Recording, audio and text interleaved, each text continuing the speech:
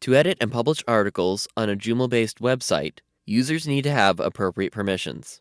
Users can have permissions ranging from only being able to submit content to having complete control over the site. In this video, we will cover the different permission levels and show how they restrict access to different parts of Joomla. Let's go to the User Manager. We created Bob Smith as a user in the system in the previous video. Let's open up his record. Currently, Bob is set as a registered user in the front end.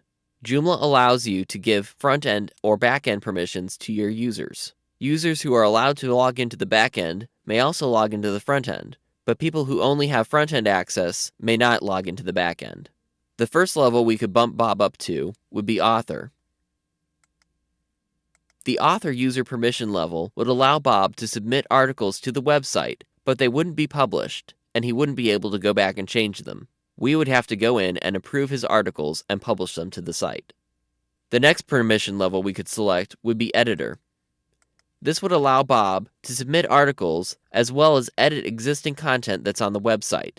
He still would not be able to publish articles, but he would be able to edit them. Finally, we could make Bob a publisher in the front end. This would allow him to publish articles to the website. However, he would still not have back-end access.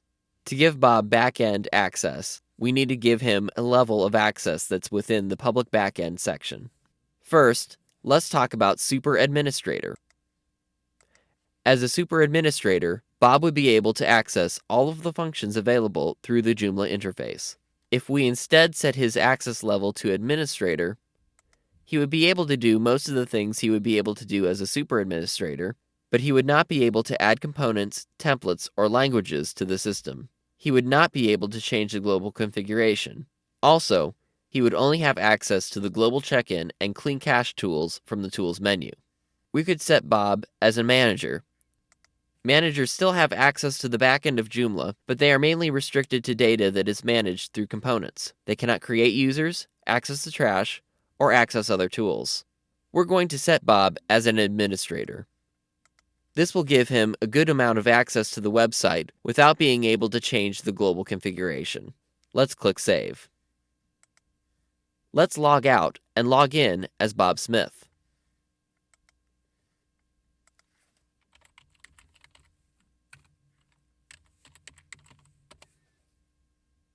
Bob Smith has access to many of the tools that we had as a super administrator, but now the Tools menu is shorter.